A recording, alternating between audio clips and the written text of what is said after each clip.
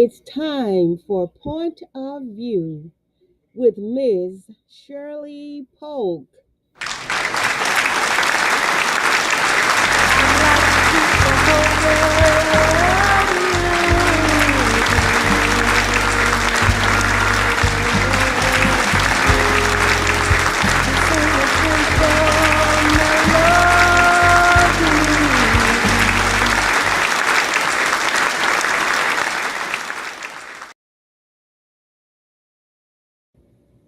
Good afternoon, good afternoon. This is Point of View.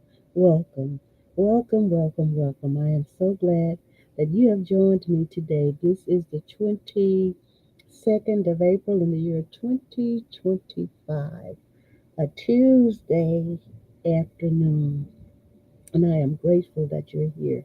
Dear God, as I sit before you to speak, I pray to you that my soul you will keep, and if I should die, before I finish, I pray to you, dear God, in the name of Jesus, that any outstanding sins will be forgiven. Amen. How long should we reach out when others don't reach in? Acquaintance or friend? How long should we reach out when others don't reach in? Acquaintance or friend? And as I started searching this out, it started with how long should I continue to reach out when the one I'm reaching out to won't reach in, won't respond? How long should I give that person to respond before I just completely stop trying to contact that person?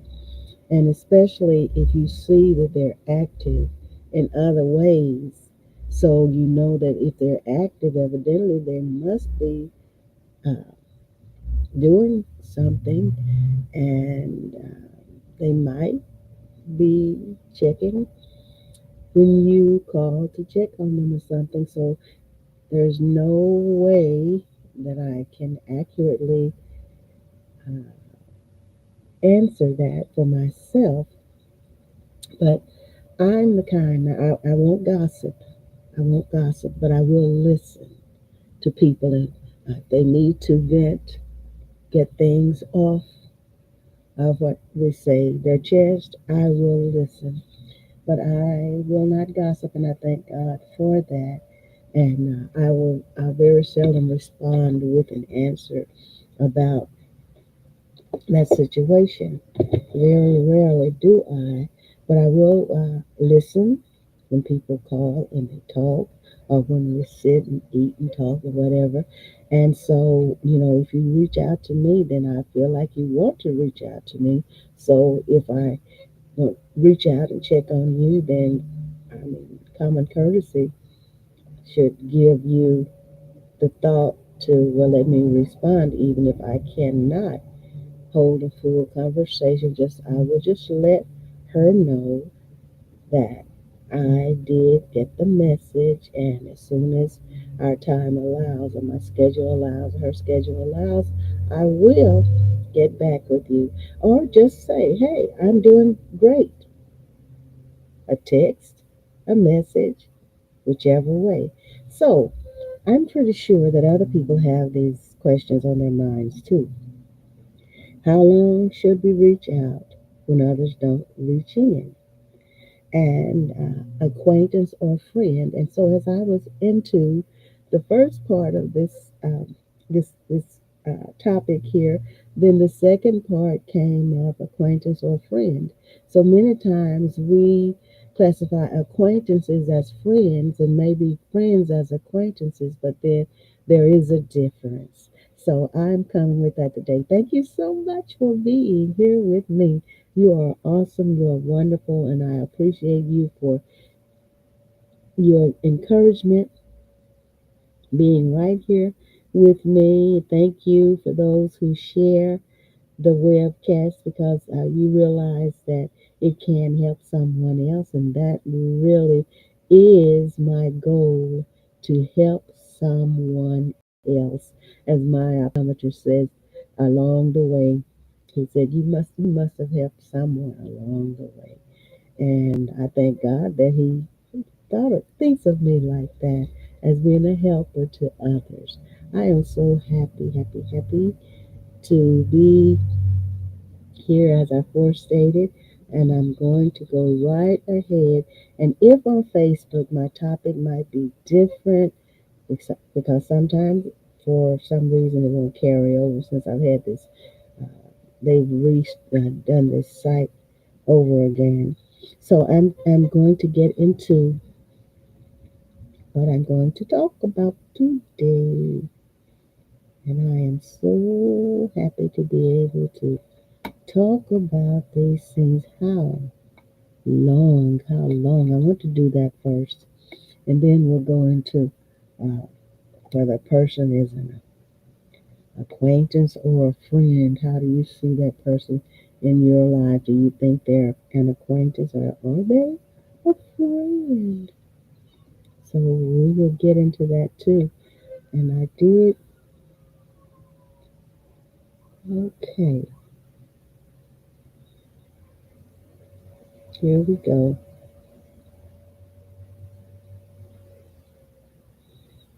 Okay,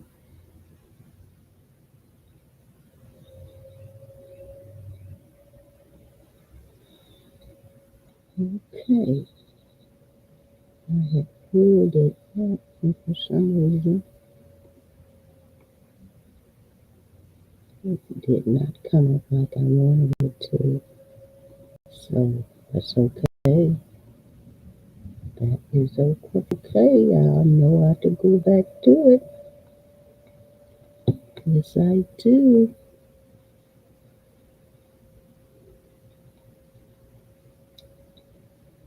Okay, I'm going to go with this site, which is LifeLibertyPizza.com. LifeLibertyPizza.com. Stop chasing unresponsive friends. How to deal with friends that don't value communication or being present. And sometimes, maybe this thought has just come to my mind. Maybe if they think that they've said too much about something, then maybe they might be ashamed. There's so many things to consider, but I'm going with this today. Oh, yes, we all have them. The unresponsive friend. The type that proclaims they are too busy. Oh, you know how I feel about somebody saying they're busy, too busy. I'm just too busy. Okay. The type that proclaims they are too busy to reply to texts, emails, and phone calls.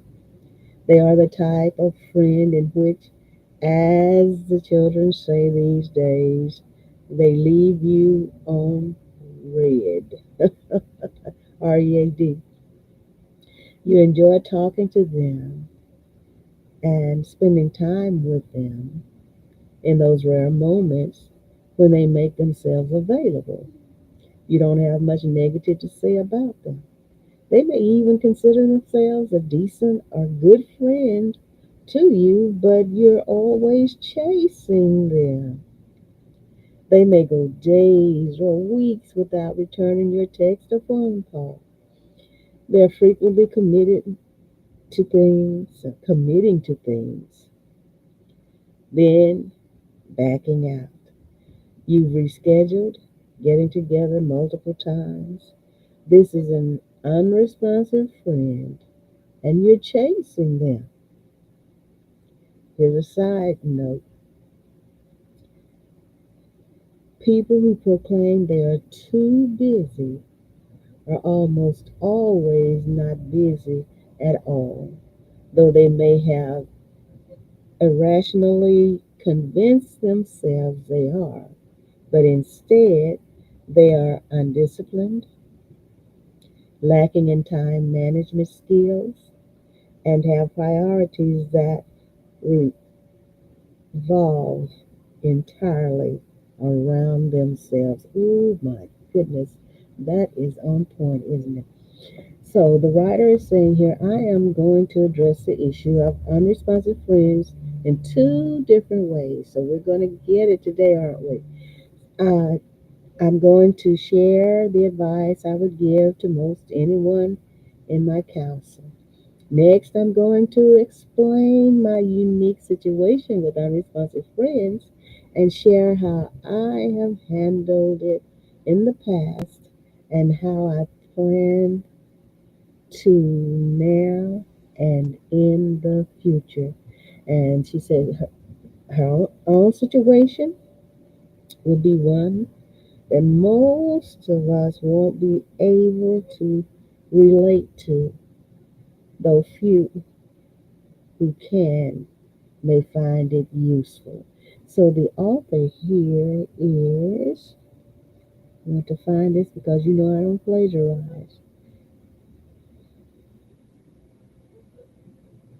K.P. Kelly. K.P. Kelly.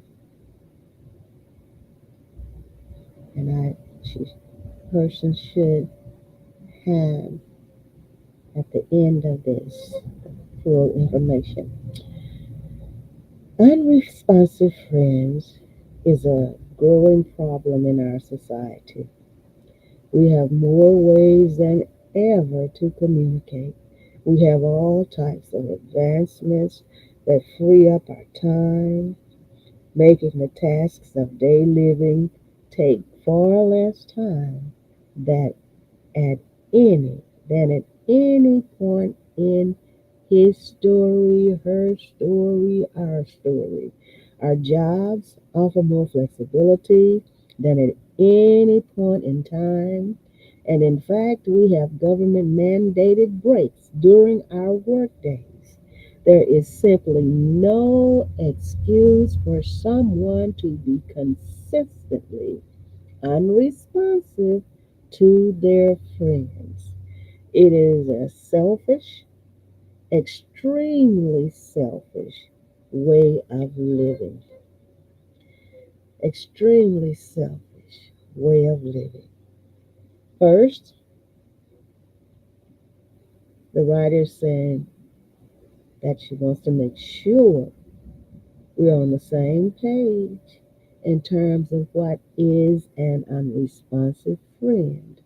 So this does not include the friend that is going through a rough time in life and may be emotionally unable to handle things or has other temporary circumstances leading them to, well, be a bad communicator and bad friend. So we're excluding those, okay? So we make sure. So it doesn't include the friend that is going through a rough time in life and may be emotionally unable to handle things or has other temporary circumstances leading them to, well, be a bad communicator and bad friends. This is solely for the person who is consistently unresponsive. Know someone who says, I am bad at responding to texts. Have you ever heard anyone say that? Has someone said that to you? I'm bad at returning phone calls. I'm bad at responding to texts. Has anyone ever said that to you before? Okay, so you know someone like that. So these are people you've known for a long period of time that are almost always slow to respond and generally lacking in being present in your life, be that physically being there or emotionally being there. Now, what should you do with unresponsive friends? What should we do with unresponsive friends? You'll see a lot of advice type blogs that will have quotes about how you should eliminate these people from your life. And the writer said, I won't go to that extreme. There are few circumstances in which the writer tells us that I encourage someone to eliminate someone from their lives. And yes, sometimes you have to do that in order to have stability in your own life. Some people you have to eliminate after a certain amount of time. However, it is important that you understand what type of friend these unresponsive friends really are. Have proper expectations to fit that, and that you stop chasing them and put that time and energy towards healthier and more enriching friendships. Unresponsive friends can still have a pace or a place in your life. Some of them may be people that you may rarely hear back from, but when worst came to worst, if you texted and said you needed them, they'd be there. Yes, we have people like that too. Those friends have a role in your life, but keep them in that role. Be there for them when they are in need. Be vulnerable enough to reach out to them when they are in, in need, assuming they do consistently respond to those situations, but don't spend much time initiating conversations, replying to their social media, or worrying about spending time with them and nor trying to involve them in social situations. Great advice. Change your expectations of unresponsive friends. See, this is a thing that we have to work on for ourselves, for our own peace of mind, okay? For our own comfort emotionally. So change your expectations of unresponsive friends. Having the proper expectations of unresponsive friends is important. If you text or call them, don't expect to hear back. They are selfish. There may be moments in which they are capable of being unselfish, but for the most part, their world revolves around them. Expect little of these type of friends. They are not currently capable of being a good friend. You know that. They consistently demonstrate it. So please place proper expectations on them and their friendship. In those moments you do need them, make sure you communicate it clearly. Most people, no matter how unresponsive, will respond when they see you through the bat signal up over Gotham. I like that. So I want to read that again. In those moments, you need them. Make sure you communicate it clearly. Most people, no matter how unresponsive, will respond when they see you through the bat signal up over Gotham. Next, stop initiating communication with unresponsive friends. Here we go. This is what I've been looking for. Stop initiating communication with unresponsive friends. If you have something to share or communicate, don't go out of your way. Not, but make a decision that this is a friend you won't be chasing, a friend you won't be going out of your way to keep trying to initiate communication with. Some of these people will eventually reprioritize their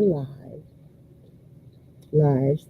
They may develop better communication skills and start to value people and relationships more and begin to initiate communication with you. Now, they may start to be present in your life. Some of them Without you consistently initiating communication, may drift away and out of your life.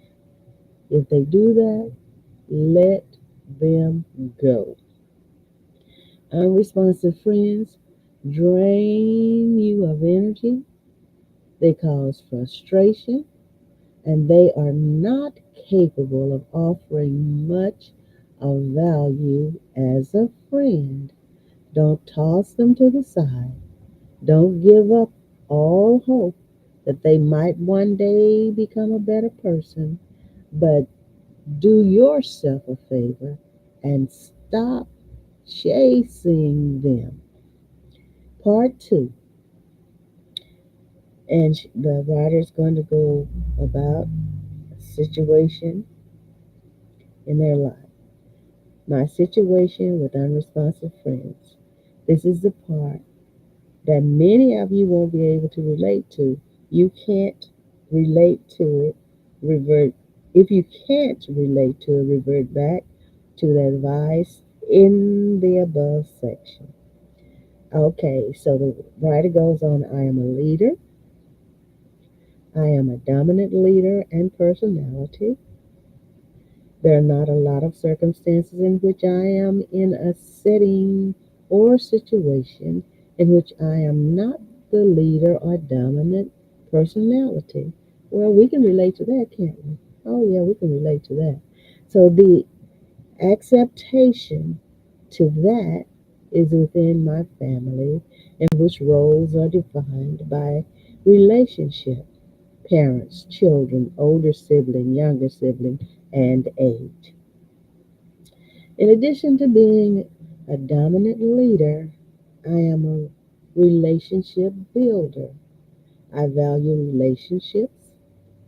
I value communication. Though I may at times be low on energy or feeling down in life, and though at times life can get busy, I always prioritize people and relationships above all else. I can relate to that too. There are times in which my commitment to live life is that in that way is not to my benefit. But I refuse to live any other way. I should also mention that I am stubborn. Okay, and this is the writer's uh, view of herself. And then you have my point of view in response to this. So, given the above information about my personality type, it should not surprise you that I am the leader in most of my friendships.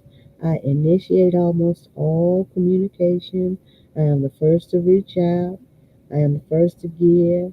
I am the one most concerned with the status of and development of the friendship. I am the one most concerned with being of value and being present without fail. I did an experiment a year or two ago. For 2 weeks, I stopped initiating any communication with any of my friends. And here's a note here. She said, I don't recommend this.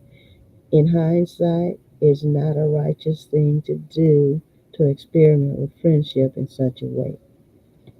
So she said, when I stopped initiating communication with friends, the results were pretty much what you would expect. It was a lonely 2 weeks, and few friends reached out. There were a few friends that noticed I had not initiated the communication, and realizing a change in the communication within the friendship, they reached out. Those 2 to 3 friends are among my best friends today. However, the bulk of the people that I have been consistently initiating communication with, not only did I not hear from them, but almost all did not notice I was not present nor communicating during that time. We do have to look and my little experiment through a bit of a filter. I was the initiator in every relationship of communication in my friendships. It is unlikely that you or most people are in such a situation. Most people have a mixture in that they may be the initiator or communication in some friendships. They may rarely be the initiator in others, and most have a healthy blend of the two. It's not reasonable for me, says the writer, to dominate the role of initiator of communication in my friendships and then be upset or surprised when friends disappear when I seize that role for a few weeks. Nevertheless, it was eye opening. It was eye opening. Okay. I would like to reiterate the writer tells us to again that my situation is different than most everyone else. With that said, here uh, is how I have decided to start dealing with unresponsive friends. And no, and I will say, my point of view here is that it is more common than the writer is aware. It's more common. And when you see yourself as the only one, sometimes that's deceiving to yourself. But this right here, many people do this, and many people experience this. The initiator, the communicator, many people do that. So I would like to reiterate again that my situation is different from most everyone else. Okay? So she said, so here is how I have decided to start dealing with unresponsive friends. So this is good information for us, but we all have to realize that sometimes we see ourselves. Remember the scripture, oh, who was that? Said, Lord, I'm the only one. That was it Elijah? I'm the only prophet out here. It was one, and I'm the only one doing what you're saying. God said, I have others that are out here doing this that you don't know about. And so that's what I'm looking at. That sometimes we think we're the only one, but we are definitely not the only one. There are many others, and I understand what the writer is saying here, and I appreciate this article because it gives me insight too. It helps me, okay? It helps me to understand that other people don't realize sometimes that there are other people out there experiencing the same thing. Okay? Don't cut out all your unresponsive friends from your life. And the writer goes on to say, I won't be chasing as many unresponsive friends, though. I'll still chase a few. That would seem to go against my previous advice of encouraging people to stop chasing unresponsive friends and let them drift away. But my calling is a bit different. My calling is in ministry. My calling is in building relationships, ultimately to help bring people closer to Jesus. The majority of my friends, this is the writer talking, that I would place in the category of unresponsive friends are also my lost friends. For most, this is not a lost to mean they are living terrible lives, breaking laws, and not contributing to society, but lost in that their priorities in life are very obviously off, and they are very much in need of a presence in their life to model a different way of being, a presence in their life that can encourage and help guide them to a more righteous way of living. And the writer goes on to say, most of my friends accept and, in fact, expect my guidance in that way. Though for the bulk of you reading this, if you try to be a friend in that way, you get unfriended on Facebook pretty quickly. So while I will still continue to chase some of my unresponsive friends because I feel it is part of my calling, I will most certainly be spending less time doing so, and I will relieve myself from unmet expectations by stopping myself, this is the writer talking, from expecting better of these unresponsive friends. They've proven they don't value communication. They've proven, I repeat that, they don't value communication, don't value relationships most of the time. And the hard truth, they don't value me all that much. However, I will still be there for them, and I'd gladly open up more of my time to them should they ever change their ways. Do, do you have unresponsive friends in your life? Take a moment to think about that question. Think about who those friends might be. Make a decision of whether or not you should continue to chase them or if you should allow them to drift away and focus more of your time on the friendships that are healthier and more enriching. Stop chasing unresponsive friends. They are headed down a different track than you. And this is K.P. Kelly. And you can follow KP Kelly on Instagram at KP Kelly. Might be a, looks like it might be a dash in there. I'm not sure. It's at KP Kelly. Kelly. Kelly.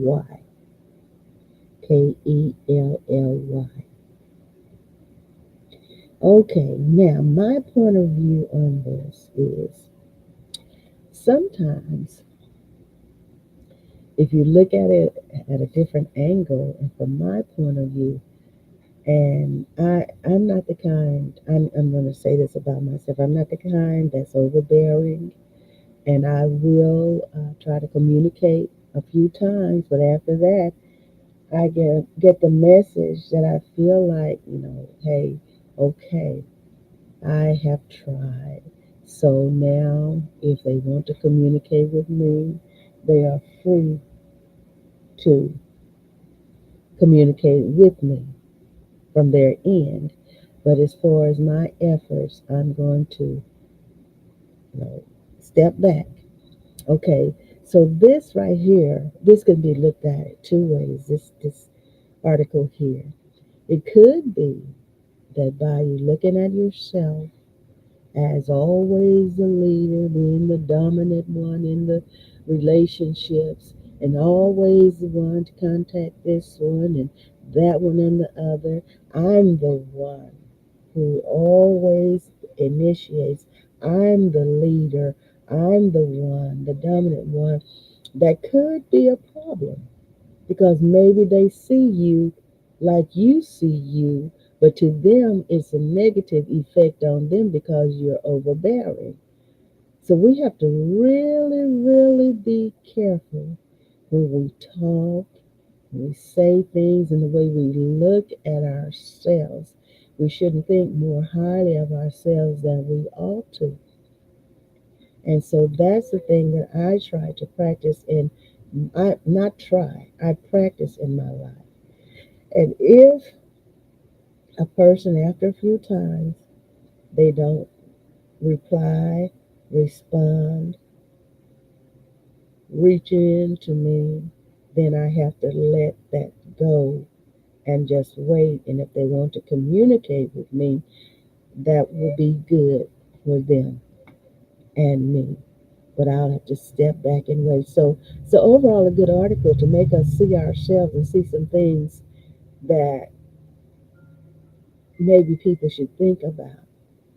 Okay, because when you say you're the dominant leader and you're the one that this and you're the one, you see yourself in a position that seems to put others beneath you. And that's what I read in here. So, but good advice. Stop chasing unresponsive friends. How to deal with friends that don't value communication or being present. Sometimes we have to step back and look at ourselves. Okay, and I remember what is it? Stop, turn around, look and see how you've been living in the world. All right, we have to stop, turn around, look and see at us. So look at ourselves. Okay. Now talking about acquaintances and friends, and I want to know what the difference in acquaintance and friend is. And also, is an acquaintance just as important as a friend? Oh, this is so good, isn't it? This is so good. We are really into it today. This is very, very important for us. We we need to know where we are to get to where we need to go. And how to know what to do when you don't know what needs to be done. How do you know which way to go when you don't know where you're coming from? How do you know what to say when you don't know what's been said before? They say we've got a long way to go. But can you tell me, where are we now? And that's a part of my song lyrics. Where are we now? You can go just type up Evangelist Shirley Polk, Evangelist Shirley Polk Davis, Miss Shirley Polk. You can find my music. That's on Where Are We Now on the World Wide Web. Okay, make a decision of you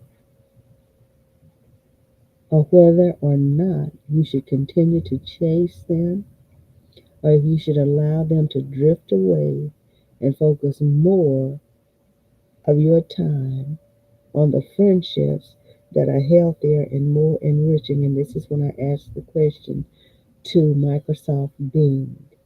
Microsoft Bing. All right, so let's go to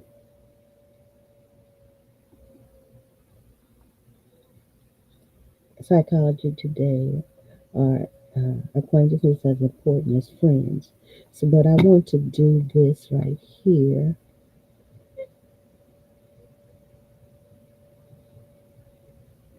What is the difference in an acquaintance and a friend?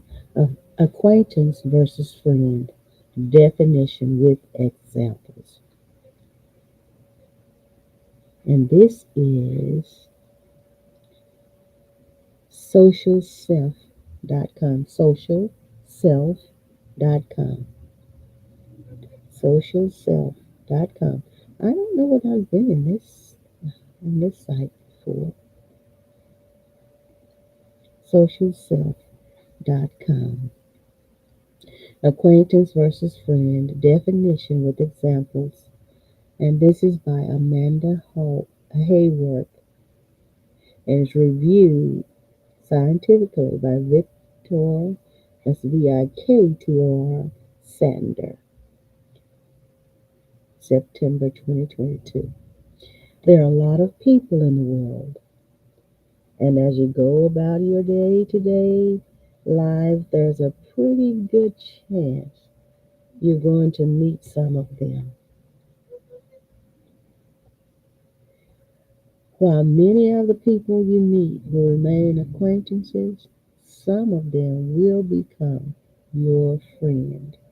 Oh, yes, some of them will become your friend. The difference between a friend, acquaintance, close friend, and intimate friend. There are four stages of friendship, according to this article, and this is socialself.com.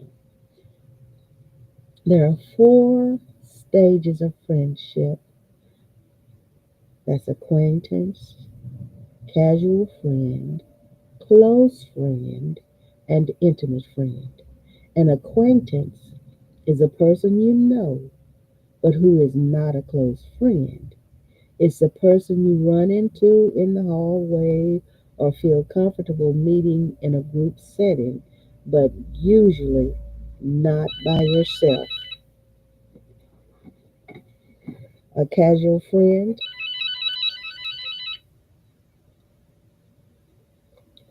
is a person you know, but who is not a close friend. Okay? Next, a casual friend is a person you are more emotionally attached to. An acquaintance we did first. A casual friend is a person you are more emotionally attached to. You feel comfortable meeting with this person one on one. Next, a close friend is a person you spend time with regularly and can depend on. You feel comfortable reaching out to this person at any time. An intimate friend is someone you can share anything with. So it's there are four stages of friendship. That's acquaintance, casual friend, close friend, and intimate friend. One study found that the difference between friends and acquaintances is that we reveal much more of ourselves to a friend than an acquaintance, and we try harder to impress acquaintances than friends. Considering these two components can help you determine whether someone is your acquaintance or your true friend. Number one, how much do I trust this person? How comfortable am I sharing the more personal details of my life with them? Number two, how concerned am I with impressing this person? How comfortable am I being my true self around them? Now let's take a closer look at each of the different categories of friendship and how they play out on a day to day basis. Level one, acquaintanceship. Acquaintances can be people you just met as well as people you've known for a while. It isn't necessarily the amount of time you've known a person that makes them an acquaintance because it's entirely possible to become close friends with someone very quickly. A person is your acquaintance if you only see them coincidentally instead of making intentional plans to see each other. With an acquaintance, you will say hello, ask surface level questions about life, work, the children, the weather, and move on. Acquaintances are not people you discuss personal details or serious topics with. An example of an acquaintance is the friend of a friend who's always present at your group hangouts, but who you never hang out with unless your mutual friend is also present. This is the person who is close friends with your close friend, but the two of you are not close friends with one another. Now, I like that explanation. Now here's a recommendation.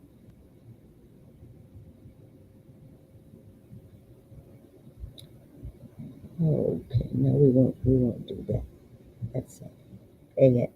Another example is someone you regularly encounter at social events, and although you may have a brief conversation when you see each other, you never make plans to see each other on purpose.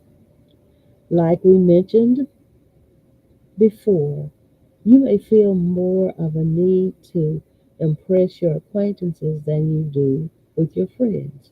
When you are at this level of friendship with someone, they are still closer to stranger than friend, and you are still trying to make a good impression. If you don't know someone very well, you're probably not going to show up to hang out with them in your pajamas like you would with a close friend. And you're also probably not going to share your deepest, darkest secrets with them as an acquaintance. You simply are not at that level of closeness with one another, and it would likely come across as needy. So here's an example using one of the real life acquaintances, okay? And the writer said, I like to take my dogs to a local dog park when the weather is nice. I don't go on the same days or at the same times. I just go whenever I get a chance and feel up to it. There are many different people at the dog park, but I've encountered the same woman on more than one occasion, and every time she's there, we end up talking. Now, these conversations are always exclusively about our dogs, the military, since the dog park is on a military base, and events taking place in our city. We don't meet up on purpose. We don't discuss the more personal details of our lives. And we don't make plans to hang out in the future. But if we happen to run into each other again, that's great. It would be rude not to speak with acquaintances when you see them, but it is not expected that you make plans to see them intentionally. Oh my goodness, that is so true. This is eye opening, isn't it, for those whose eyes haven't been opened before on this.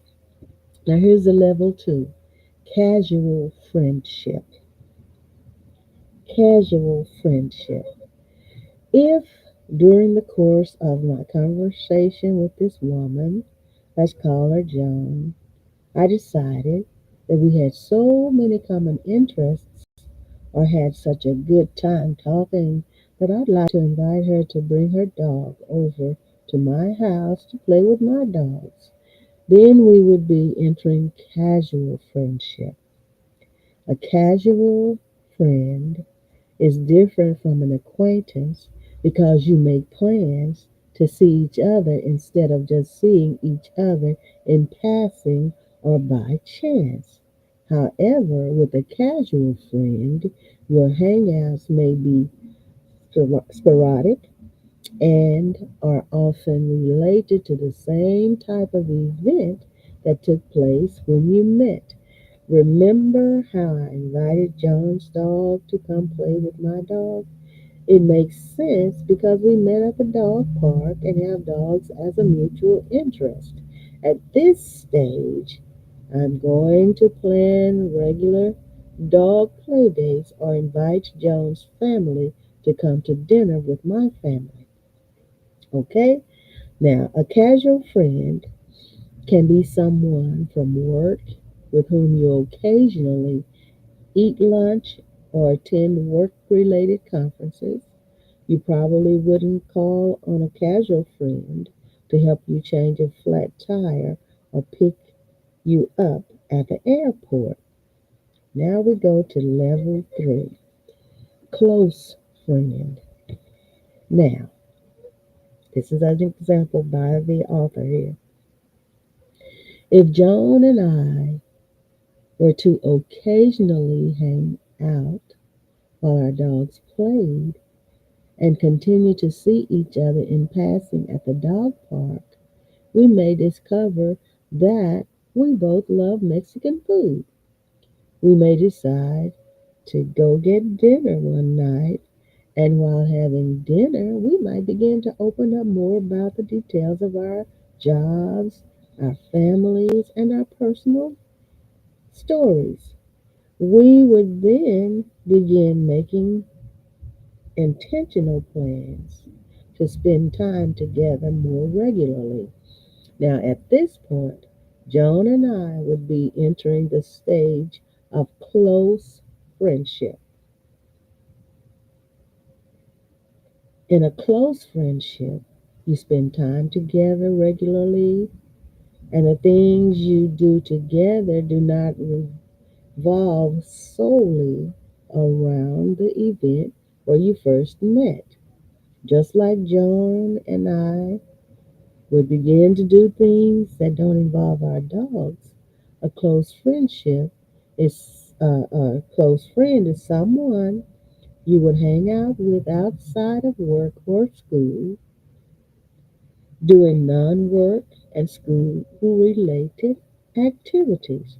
A close friend is someone who makes an effort to help when you need it and can be depended upon to keep their word. In close friendships, you are comfortable discussing the things that go on in your day to day life, both good and bad. You share your secrets, communicate with one another on the bad days, and celebrate with one another on the good days. Now we're going to level 4, intimate friendship. The last and deepest level of friendship is the intimate friend. This is a best friend, the type of friend who knows everything about you and you about them. No matter how far apart you may ever live, the intimate friendship is one that lasts a lifetime. In an intimate friendship, there are few topics that are ever off limits. The intimate friend is one who can point out your flaws and offer suggestions for improvement. And while it may be difficult to hear, it isn't offensive because you understand how deeply they care for you and you're willing to do the same for them. The difference between a close friend and an intimate friend is primarily time. A close friendship withstands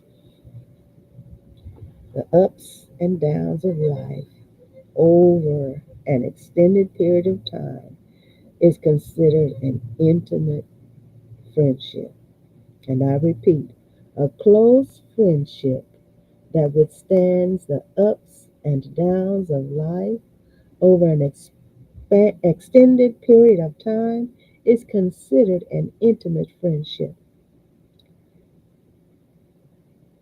Now, here we go from acquaintance to close friend. After reading through the descriptions of each type of friendship, you may have realized you have more acquaintances than you think. While it's perfectly normal for your acquaintances to outnumber your close friends, what can you do if you like to turn some of those acquaintances into closer friends? What type of social overthinker are you? Now we'll go back. Okay,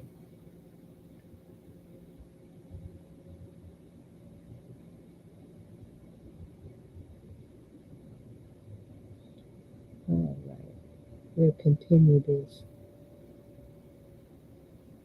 Okay, here we go.